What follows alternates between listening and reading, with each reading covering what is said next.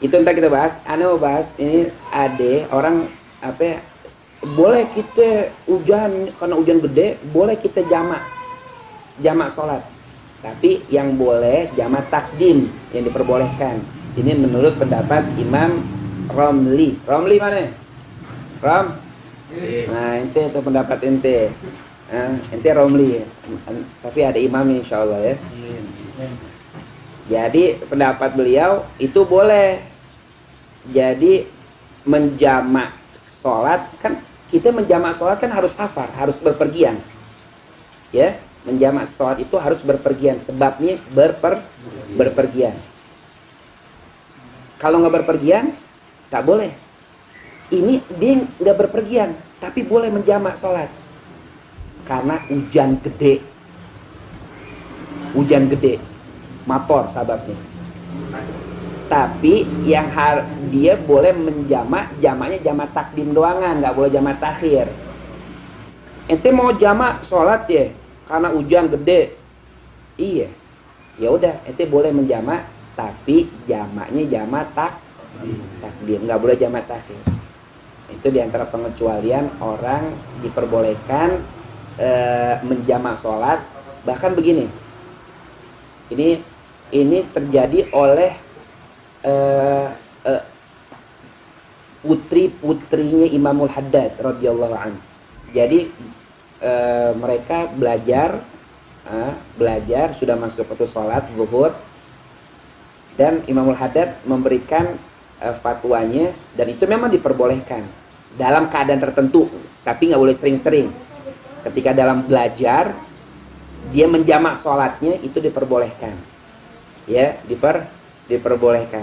Jadi diperbolehkan menjamak sholat ketika dalam kegiatan ngajar mengajar, menjamak sholat walaupun dia nggak berpergian. Namun hal ini diperbolehkan, ada rukhsah, ada dispensasi untuk siapapun yang untuk mengerjakannya. Tapi rukhsah ini nggak boleh sering digunakan, ya, diperbolehkan tapi nggak boleh terus menerus. Rukhsah ini dibahasnya nanti kalau lagi main game minta bantuan, bantuannya udah habis, jadi sekali-kali itu boleh, karena apalagi di sana di keterangannya Imam Haddad, bagaimana seseorang ingin mengenal hukum sholatnya, sementara ketika dia belajar itu membahas tentang sholat, tentang wudhunya, tentang sholatnya, perkara tentang sholat lah, ya, dan dia harus mengerti perkara sholat tersebut, ya, sehingga dia mengerjakan sholat di awal waktu, ya, untuk menjamak sholatnya, sehingga sempurnalah syarat sah sholat yang sesuai dengan ilmunya. Begitu. Pengantin boleh, tapi jangan sering-sering. Emang mau sering-sering jadi pengantin? Kan nggak juga. Misalkan Bib jadi pengantin boleh nggak nih jamak? Boleh jamak. Kenapa? Ya, karena ada hajat hajat untuk kebaikan atau untuk manusia, ya, silaturahmi dan ketemu, ada hajat itu untuk lil aris, itu ada, itu tertera di kitab-kitab fikih, ya, untuk menjamak sholatnya. Tapi itu dia emang terus-terusan, ya kan? Belajar jamak takdim dan jamak takhir ya? Boleh dua-duanya. Gitu. Makanya Imamul Haddad kalau antum baca dalam banyak fatwa beliau, sebetulnya fatwa beliau ini mu'tamad, bukan sesuatu yang bukan yang minoritas di dalam kalangan para fuqaha, para pakar fikih. Imam Haddad nggak mengambil yang minoritas pendapat itu, bukan, bahkan yang mayoritas. Bisa jadi yang pendapat mayoritas itu di dalam mazhab imam lain, bukan Imam Syafi'i. Kok bisa begitu Imam Haddad menentukan sikapnya dalam fatwa? Beliau katakan, seandainya tidak ada akhlak dan kesantunan diriku kepada para salafku, baik guru-gurunya atau Imamul Fadil Muqaddam, maka aku akan membentuk madhab tersendiri untuk Lihat ente. Berarti tingkatannya udah menembus apa? Iya, mujtahid seorang mazhab. Seperti itu. Tapi karena ketawaduan, bahasanya gini, guru-guru gue aja nggak ada yang buat mazhab gitu, ya kan? Datu-datu gue nggak ada yang buat mazhab, ikutin aja. Nah ini mungkin harus kita pahami gitu. Lihat tuh, ada sebagian orang yang memaksakan mazhabnya itu harus ada, padahal mazhabnya itu sudah luntur. Ya. Banyak dari pendapat mazhab yang lainnya kan yang mu'tabar 4 itu mazhab.